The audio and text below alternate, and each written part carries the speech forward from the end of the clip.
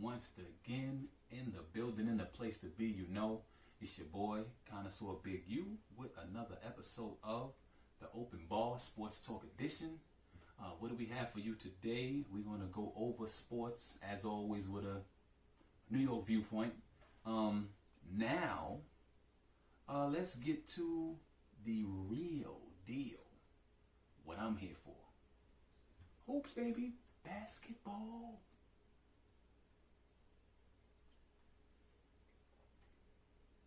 Okay, so you had two games take place Tuesday night.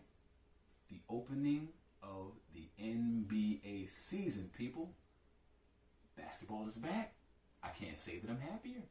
I'm ecstatic. I am at a loss for, I'm not at a loss for words. I always got, as long as I got this, I got words. And I got plenty of this, so, you know, you stuck with me for a while. So, in the first game, we have the New Orleans Pelicans versus the Toronto Raptors. Now, that's kind of strange if you ask me. Because New Orleans Pelicans historically are not a very good team. You got the Toronto Raptors, who are the defending champions, and they usually get that first game. But against the New Orleans Pelicans, why would that be? Zion, you say? Zion Williams. Yeah, I think it was because Zion Williamson is on the New Orleans Pelicans. But alas, behold, and jokes on the NBA, he's injured and he did not play in that opening game. His injury, to me, he's injured again. If he's really injured, you know, you got your conspiracy theorists, of which I am one, saying this guy played a few minutes in the Summer League game and he got injured. Then he played the preseason, did pretty well and got injured. So is this guy really injured? Are they holding him out to let him be rested so that he can go harder, you know, later in the season? Because a lot of times these young players run into what they call that freshman wall when they play a bunch of games. So are they trying to decrease the amount of games that this guy's playing so that he's more effective later in the season for them? Who knows? I don't know. But I think if they are, it's a pretty stupid move. I think he needs to get all of the reps, all of the games under his belt that he can. This team is young. They need all the reps together that they can get. And it's sitting out. They said he had knee surgery. He should be out 6 to 8 weeks. If he's not really hurt, that's ridiculous. If he is, then that brings another concern to me about his durability, because he's been injured a couple of times, and this is just the beginning of the season. So maybe at that size, at that power, at that quickness, maybe it's too much for his body to handle. Maybe his body's not ready to handle all of that torque, all of that power, that, you know, change of direction, jumping, moving. Maybe he's not built to handle that, but we shall see. I wish him the best. Zion, recover soon. You know, hope to see you doing your thing soon. But in that game, the Toronto Raptors did outlast the New Orleans Pelicans. I figured that would happen. New Orleans is young, and Toronto, even though they are sans Kawhi Leonard, who has moved on to the Los Angeles Clippers, they still are the more formidable, veteran-savvy, you know, just recently championship-winning team, even without their superstar. Because the Pelicans don't have one either. You know, you could say Zion would be their superstar, but even him, very young, he doesn't have, doesn't have the experience in the NBA. He did have some good performances on both sides. On the Toronto Raptors side, you had Fred VanVleet and Pascal Siakam, God bless me, with 34 points each. You had Kyle Lowry looking like Kyle Lowry of old. I know I get on this dude, but he does not impress me. Very aggressive, and he gets an E for effort, but game-wise, his game is not my cup of tea. If his game is tea, I drink coffee, cappuccino, whatever it is, but he was out there looking like he was looking like struggle money to me. He did hit a clutch three down the stretch that helped his team to win, but overall, he wasn't very impressive to me. A lot of whining, complaining on calls. There were times where I think that if they weren't on their ring night championship, you know, ring receiving night, and things of that nature, that they would have probably given him a tech or maybe ejected him. He was arguing with referees over calls. Work on your game and stop arguing, man. On the other side, Brandon Ingram looked good. He looked decent. Not like a world beater, but like a pretty solid NBA player, where he's been wavering. You know, people were saying he was going to be great, he's going to be this, he's going to be that, but I think he's kind of settling into the play that he's going to be, and he's looking pretty good. He can stretch the floor, get to the basket, aggressive on both ends of the court. So let's keep an eye on him and hope that he continues to develop in that manner. And then that brings me to LaVar Ball's son, Lonzo, not the younger one, Lonzo. So after a pretty unimpressive showing in Los Angeles compared to the lofty heights of expectation that his father placed on him in the franchise, saying that he would be as good as Steph Curry, and if the Warriors had him instead of Steph, they would win easily. All this crazy shit that LaVar Ball was saying. Lonzo has settled in to New Orleans and is trying to kind of refine his identity. And where that identity lies seems to be the same place that I thought it would when they were talking about him being one of the world beaters coming in. He's a facilitator, man. He can pass the ball well. With his size, he defends well. He can rebound. He will stuff a stat sheet in this NBA because at his size, with his athleticism, and he plays hard, you know, you're not going to be able to stop him from getting rebounds. He'll get a steal here, there, and assists. But I do not see him being any Magic Johnson type where Magic Johnson was hoping that he would be, or Jason Kidd or anything like that. I don't see that. But we shall see. I may be wrong. They need for Zion to come back. How quick he's going to be back, they're saying 6 to 8 weeks. Maybe he can come back sooner, but when he comes back and they get that full accompaniment of players, we'll see how that goes. And with Toronto, they come as advertised, veteran team, a lot of experience in the playoffs and things of that nature, but lacking a real superstar. They paid Pascal Siakam, God bless me. They paid him max money, but I don't think that he's a max player right now. But you know, really, what could they do? They couldn't get anybody else, and Kawhi left. So, you know, they wanted to make sure he didn't leave too, so they gave him max money. And this is to long name boy with the dude. His name was on his whole just shit looked like a rainbow on his home jersey. I think his name is Nikhil Alexander Walker. Yeah, he got 3 names, long ass name.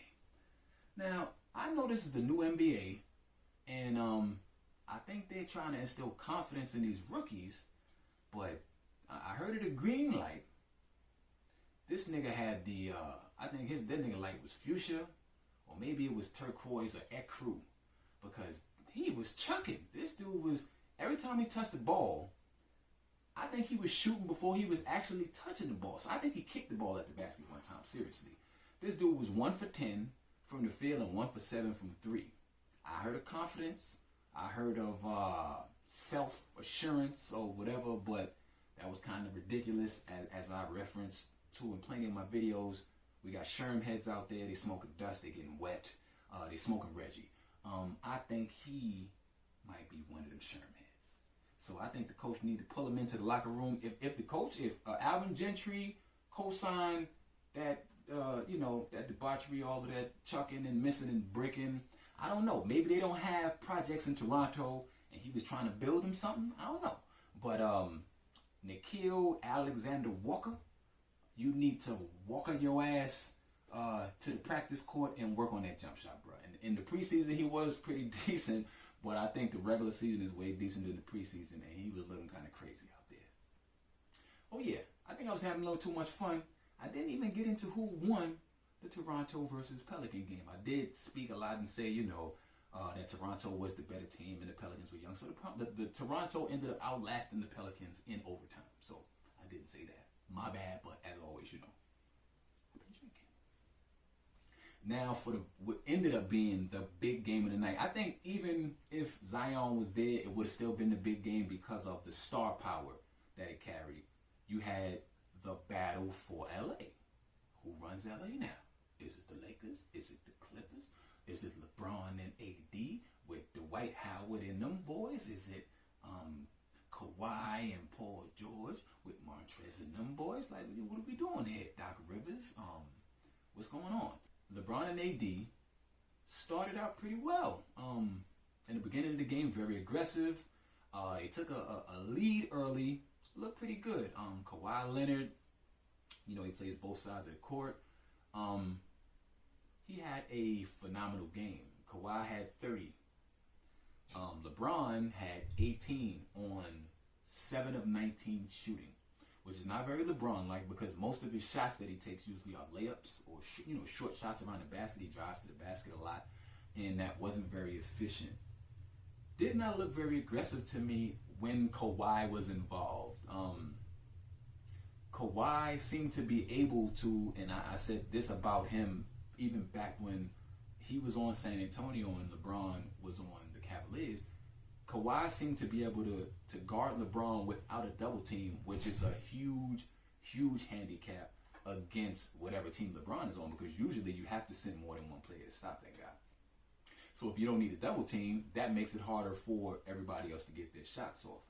Anthony Davis did have a good game. I think he had like 25 points, 10 rebounds, somewhere around that. The numbers were cool, but the way that he got the numbers I didn't really like. He caught the ball a whole lot on the perimeter. And this is something that I was worried about when everybody was saying as soon as Anthony Davis came to the Lakers, oh, Lakers championship. I was telling people that Anthony Davis operates in the same places that LeBron needs to be successful. They can't both be in the same place at the same time. They do not complement each other. So LeBron James is a ball stopper. He holds the ball, even though everybody always tries to say he makes again, you know me. I like to introduce myself, Connoisseur Big U, resident LeBron hater.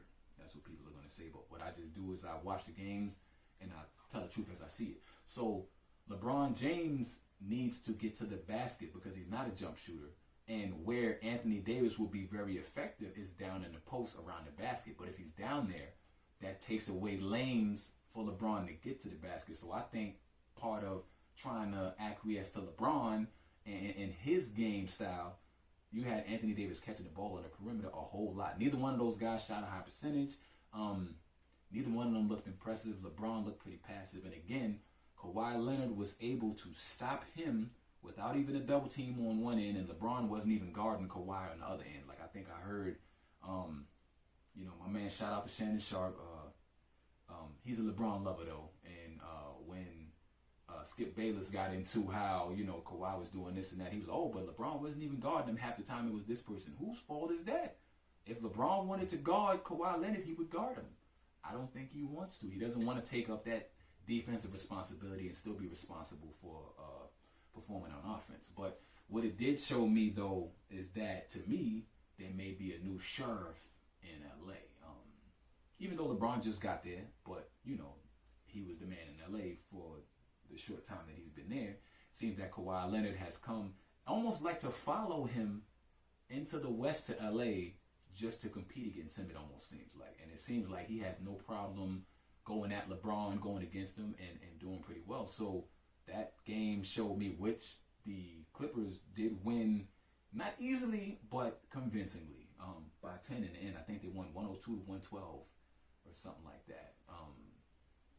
Defense is still alive, it shows me, and that's something that I always hung my hat on when I played, and something that I always look to in basketball, saying that no matter how they change the league and they want, three-pointers and spacing and isolation and all this kind of stuff, defense and intensity and effort and all of that stuff will still win games. So, I heard a lot of people say that it was because Kyle Kuzma and Rondo were out. So let's consider that. Kyle Kuzma, great energy, young player that needs touches, though, and that would need to get the ball in good spaces. He is a decent jump shooter, but not a knockdown three-point shooter, which I think they need. And so if he was playing, would it really have swayed in that direction? Then if you look on the other side, the Clippers were missing Paul George. So if you compare Kyle Kuzma to Paul George, I think that PG wins. If you ask me or anybody else, that's not smoking Sherm. So, and then you have Rondo out. But even with Rondo, I talk about that too. Rondo needs the basketball, and so does LeBron. So do you take the ball out of Rondo's hand and give it to LeBron? I know LeBron stands and LeBron lovers will say yes, because he's the most agreeable player that makes everybody better and this and that. Yet he always averages about 6-7 assists each season. He never cracks 10 assists like some of the other players in the league, but he always gets the tag of makes everybody the better, the best, and facilitates the best and all this kind of stuff. So would he give the ball up to Rondo? that will stand to be seen. When Rondo returns and Kuzma returns, we'll see what happens. And I almost forgot to mention, shout to Danny Green, who had 28 points, which is nowhere near what his normal scoring averages are. He averages like 12 points a game. So the people that want to talk about, you know, who didn't do and what didn't have, they had a gargantuan effort from this guy, from Danny Green, former champion who understands what to do to get it done, but he couldn't get it done alone. Had 28 points, but it didn't seem that LeBron and AD showed up. Like, I thought that they needed to dominate. They needed to come out and get 30, you know, take 20 some odd shots apiece, get 30, 40 points, and kind of put the Lakers on their back and put the rest of the league on notice that with this duo, the dynamic duo with the NBA has changed its whole advertising campaign with these guys, like the dynamic duo. So they needed to come out and show that they were dynamic indeed and dominate, and I don't think that they did. I think it all comes down to chemistry, and during the game we could see that the Clippers had that chemistry because the team that they have is pretty much the same team they had last year, just adding Kawhi, who is, you know, he's an effort and guts player that he's going to fit into a team like that because they got guys like Montrezl Harrell, Patrick Beverly, who are going to get after it, and he's going to get after it too, so it looks good for them. And then, you know, they got, their bench is phenomenal, man. They got Lou Williams coming off the bench. This guy, he scores starter. He averages like 20 points a game off the bench. I think he plays more minutes than a starter. He played more minutes than Kawhi Leonard in that game. So, you know, it'll be interesting moving forward to see what they do. But I'm happy that the season is back in motion. I'm glad to see some NBA. I will be talking to you guys about that Knicks and Nets opener, the New York teams. You know, go New York, go New York, go. Of course, I'm a Knicks fan, but, you know, Brooklyn in the house too. See you soon. As always, when you see the connoisseurs out and about anywhere, drinks are on the house. Thanks for hanging out with me, man. Cuz we can, many cannot. Peace.